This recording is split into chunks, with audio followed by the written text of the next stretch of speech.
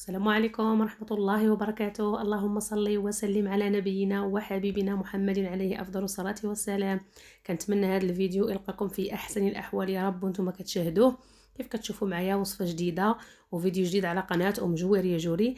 غادي نشارك معكم واحد اللاطة ديال الحوت بالخضر، كتجي رائعة رائعة رائعة. كيف كتشوفوا معايا كتجي الخضر فيها معجنة بحال الا طيبناها في طنجرة ديال الضغط، وهي راه ما غنطيبوها ما غنسلقوها ما حتى شي حاجة، غنقطعوها ديريكت تحت الحوت. كيف كتشوفوا غادي نفرشوا ليه الجزر وبطاطا من تحت الحوت وغيطيب، غيجي كلشي الخضر غيجيو على حقهم وطريقهم، والحوت حتى هو كيطيب وكيجي رائع.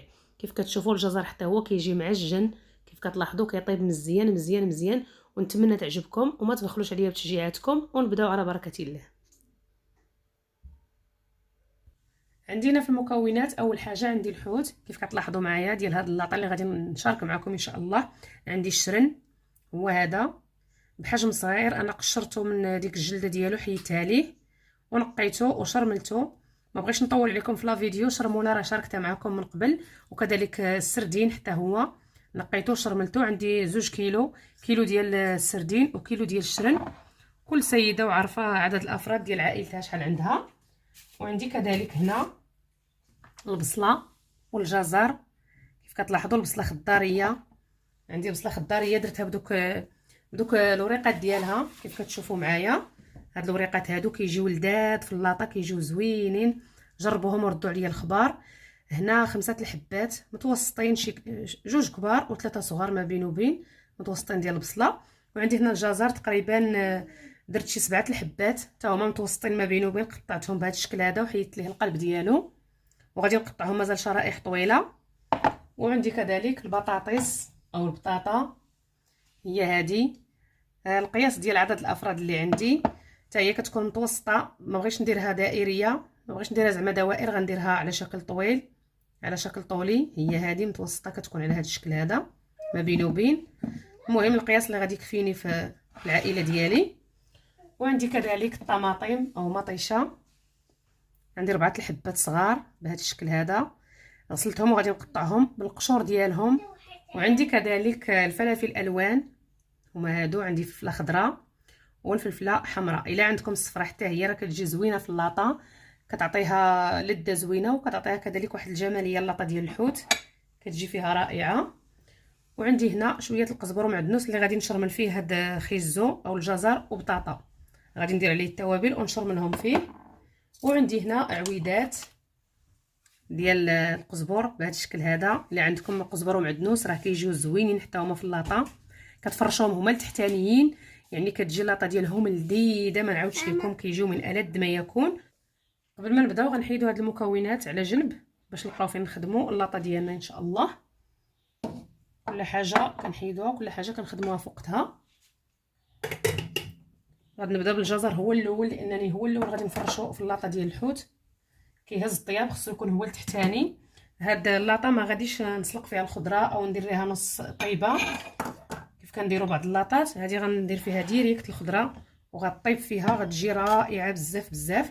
كناخذ واحد البول بهذا الشكل هذا كيف كتشوفوا معايا، وغادي نضيف واحد 2 كيسان ديال الماء او كاس ونصف ديال الماء فاش غادي نشرملو هاد الخضره ديالنا. وهاد الكاس ونصف هو اللي غطيب فيه ان شاء الله هاد اللاطه هذه.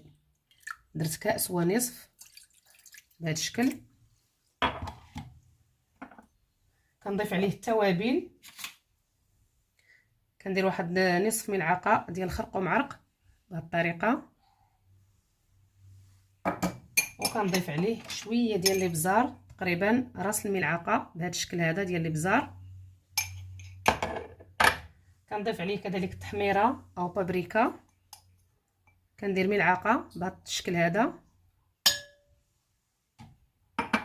وكنضيف في الاخير واحد نصف ملعقه ديال الهريسه بهذا الشكل هذا، ملعقه صغيره. الهريسه كتبقى اختياريه، اللي ما كياكلش الحار ما يديرهاش نهائيا. وهذه راه ما غتجيش حاره بزاف، حتى انا راه هاد اللاطه غادي ياكلوها معايا وليداتي، ما غاديش تجي حاره ان شاء الله، غادي غير تجينا لذيذه. وفي الاخير كنضيفوا الملح على حسب الذوق. انا غادي نضيف نصف ملعقه صغيره بهذا الشكل، والملح كتبقى على حسب الذوق ديال كل سيده. وفي الاخير غادي نضيفوا قزبر ومعدنوس في هذه اللاطه هذه، تقريبا 2 معالق كبار بهذا الشكل هذا. كنحركوه مزيان مع هاد المكونات. ومن بعد غادي نقطع الجزر معكم على شكل طولي. كنجيب واحد القراده علاش كنقطعو او قطاعه، كنقطعو بهذا الشكل هذا باش دغيا يطيب لينا، يعني على هذا القياس كيف كتلاحظوا معايا. جربوا هاد اللاطه بالخضر مع الحوت، كتجي من ألذ ما يكون، وكتجي كذلك معلكه، وكيجيو الخضر فيها كلهم طيبين على حقهم وطريقهم بلا ما تسلقوا بلا حتى شي حاجه. غادي نستمر حتى نكمل التقطاع ديال الجزر كامل ونرجع معكم. دابا غادي نحطو في هذا البول باش يتشرمل بهذا التوابل مع القزبر ومعدنوس بهذه الطريقه. كنتمنى الطريقه تعجبكم ان شاء الله. وغادي نحركوه مزيان بواحد 2 ملاعق بهذا الشكل حتى كتدخل ليه ديك التوابل، يعني ديك العطريه كتدخل ليه مزيان. كذلك القزبر ومعدنوس كيتلذذ كيجينا لذيذ بهذه الطريقه. غادي نخليه على جنب في هذا البول هذا، وندوز نقطع معكم البطاطا او البصله.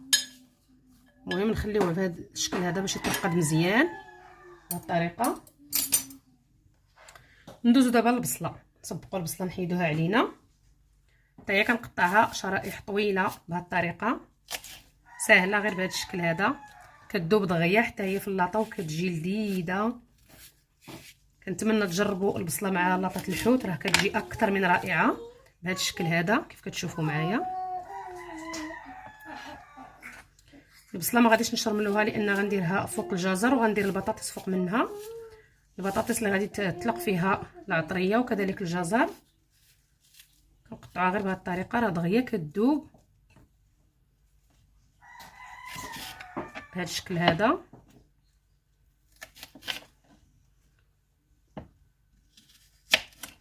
حتى هادو كنقطعوهم على شكل طولي بهذه الطريقه، كيف ما درتو ليها دائريه ولا على شكل طولي ولا، المهم كيف ما درتو ليها راه كتذوب وكتبنن. اللاطه ديالنا كتجي لذيذه بالبصله خضاريه بهذه الطريقه. دغيا نقطعوها بهذا الشكل وكنحطوها على جنب بهذه الطريقه. كنتمنى هاد اللاطه تعجبكم، وكنتمنى كذلك تجربوها بهذه الطريقه، وما تبخلوش عليا بلايكاتكم للفيديو وتشجيعاتكم كذلك للقناه، بتعاليقكم اللي كتشجعني دائما. الله يحفظكم وجزاكم الله خير الجزاء. وكنشكر بزاف الناس الجدد اللي عم يدخلوا عندي القناه، كنقول لكم مرحبا والف الف مرحبا في القناه ديالي المتواضعه. دائما البساطه والاقتصاد مع جويريه جوري. والناس اللي قدام عندي بطبيعه الحال راه الدار داركم. كنشكركم على التتبع الدائم ديالكم وعلى التشجيع، دائما كتشجعوني، يعني التشجيع المستمر من عندكم، جزاكم الله خير الجزاء. كناخذوا البطاطس ديالنا او البطاطا هي هذه، حتى هي غادي نقطعوها بهذه الطريقه على شكل طولي بهذا الشكل. كيجي الشكل ديالها زوين وراه كطيب، يعني ما كتاخذش لكم وقت كتير بزاف بهذا الشكل هذا كتشوفوا معايا. واخا تقطعوها غليظه راه كطيب وكتجي لذيذه، يعني دغيا كطيب في الفران. لا ماما لا نقطع في الزازر غيجرحك الموسى ماما. مش رحنيش. اش بتقطعي به؟ نقطع بالزازر. الجزر؟ اش بتديري بالجزر؟ نقطع بيه. قطعي به وعطيني الموس حتى نسالي ونعطيه لك. تسألي وتعطيني المهم الخضره راه كتبقى على حسب عدد الافراد، كيف قلت لكم دائما كل سيده عارفه الافراد ديالها وعارفه شحال غادي يكفيها ديال الخضر وكذلك ديال الحوت. غادي نستمر حتى نكمل هاد البطاطا بالقطع على هاد الشكل ونرجع معكم. بعد ما ساليت البطاطا بالقطع دزت خديت اللاطه وفرشت فيها هاد العويدات ديال القزبر، وكنصايب دابا في الجزر هو الاول كيجي هو التحتاني لانه كيهز الطياب باش يطيب لنا دغيا. المهم كتفرشوه كامل بهذه الطريقه هذه في اللاطه كلها بهذا الشكل. انا كنخدم بيديا، ضروري الحاجه كنقيسها بيديا باش تعرفوا اشنو كديروا. نعم ماما، خليها ماما، كنفرشوه بهذا الشكل هذا بهذه الطريقه كلها. دابا غادي ناخذ البطاطس او بطاطا حتى هي غادي ندير لها نفس الطريقه ونخليها في هذه الشرموله هذه على هذا الشكل.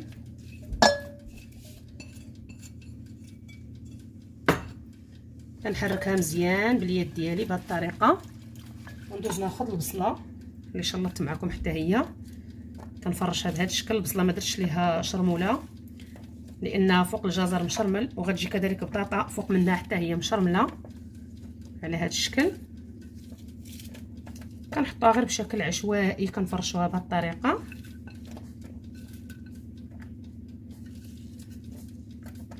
حتى كنسرحوها في اللاطه كامله على هذا الشكل هذا. كتجي لذيذه هاد البصله خضاريه بزاف في اللاطه ديال الحوت، وكتجي تبارك الله دايبه فيها بهذا الشكل هذا. دابا غادي ناخذوا البطاطا ديالنا، كتكون تشرملات مزيان، وكنستفوها حتى هي بهذه الطريقه. باش ما نطول عليكم غادي نستف البطاطا ديالي في اللاطه ونرجع معكم ان شاء الله.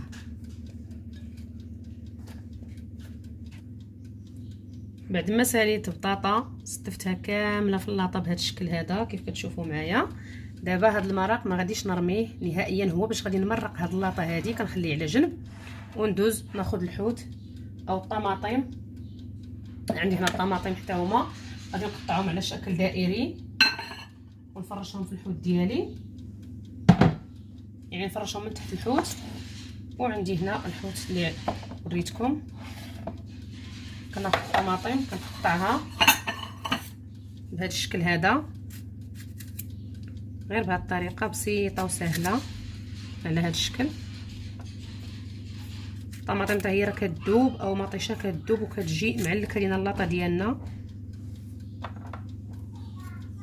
عندي 4 الحبات كيف شفتوا معايا، صغار ما كبرش بزاف.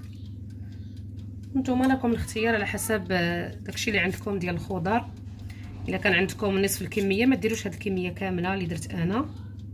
وكذلك الماء اللي مرقت به ما ديروش كاس ونصف الا عندكم الكميه قليله. وكناخذ الشرن ديالي بهذه الطريقه كنستفو على هذا الشكل، كيجي لذيذ وكيجي زوين في اللاطه من ألذ ما يكون. لاطه اقتصاديه وكذلك كتجي لذيذه يعشقها الكبير والصغير.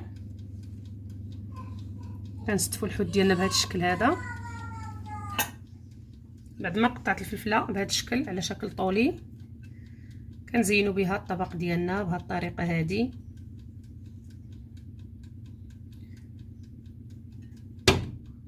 كنتمنى تعجبكم ان شاء الله وتجربوها بهذه الطريقه. لاطه زوينه ولاطه كذلك اكثر من رائعه، كتجي لذيذه ما نعاودش لكم.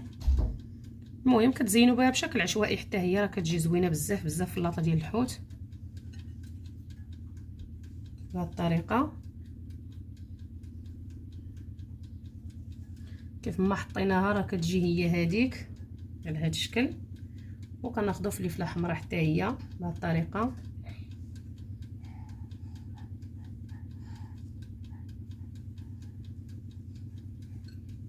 لاطه زوينه ولاطه في متناول الجميع. جربوها وردوا عليا الخبر. المذاق ديالها رائع بزاف. هاد الخضر كلها راه غطيب وغتولي دايبه ان شاء الله في الفران. يعني ما غتقولوش لا الخضره ما غاديش طيب، راه غادي طيب ان شاء الله وكتذوب في الفران كتجي زوينه على حقها وطريقها.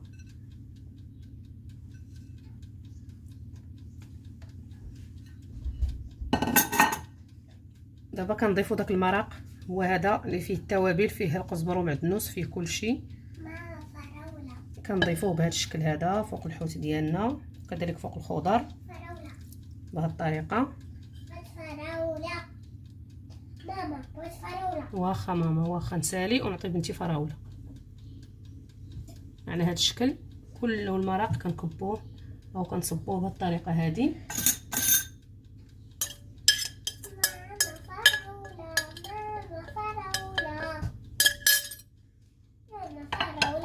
وكناخذوا واحد نصف كاس ديال مخلط ما بين زيت الزيتون وزيت المائده، نصف الكاس كيف كتشوفوا معايا، حتى هو كنخويه بهذه الطريقه هذه فوق الحوت ديالنا على هذا الشكل. دابا بقات لي غير واحد الفليفله حاره غادي نضيفها في هذه اللاطه هذه، وكنتمنى لاطه تعجبكم ان شاء الله. عندنا جوج حبات ديال الفلفله، وحده حمراء وحده خضراء حارين. شوفوا انا كنديرهم في المجمد كيف كتشوفوا معايا، يعني ملي كتكون عندي الفلفله كثيره وكنخاف تخسر ليا كنغسلها مزيان وكنشفها بواحد المنديل وكنديرها في المجمد. الساعه اللي كنبغيها كنلقاها واجده كنديروها بهذا الشكل هذا. قبل ما نغطيو اللاطه ديالنا كنضيفوا واحد الرشيشه ديال الملح بهذا الشكل هذا بهذه الطريقه كيف كتلاحظوا معايا. صافي دابا غنغطيو اللاطه ديالنا. ضروري من بابي كويسون هو الاول، يعني ورق المطبخ كنسبقوه بهذا الشكل هذا.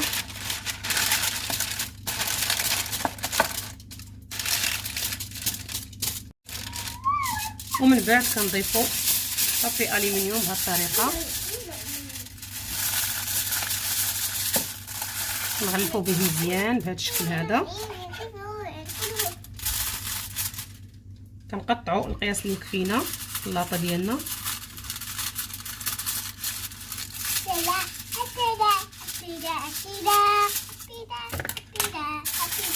كنجمعوا بهذا الشكل هذا، وغادي تجمعوا بهذا الشكل كيبقى مجموع. غادي نضيف الجهه الاخرى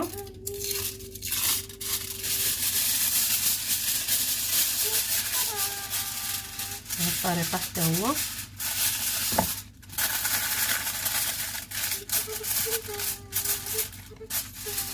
كنغمسوا عليها مزيان، يعني كنغطيوها مزيان مزيان باش طيب لنا الخضر، كتجي معلكه بحال طايبه في الطنجره ديال الضغط.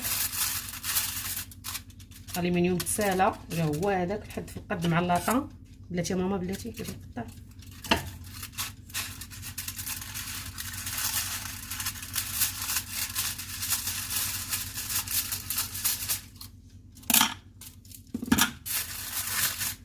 كنجمعوا بهذا الشكل هذا وغادي ندفعوا اللاطه ديالنا للفران. ملي كطيب ان شاء الله على حقها وطريقها نرجعوا معكم في الشكل النهائي ديالها. وبعد ما كطيب اللاطه ديالنا ديال الحوت والخضر كذلك كتجي على هذا الشكل هذا كيف كتشوفوا. هذا هو الشكل النهائي ديالها، كتجي رائعه رائعه ما شهيتكم فيها. والرائحه ديالها كيف طالعه تبارك الله ما شاء الله. غير جربوها بهذه الطريقه، وراه كذلك غير بالشرن وبالسردين كتجي اكثر من روعه، يعني كتجي لذيذه لذيذه لذيذه ما نعاودش لكم.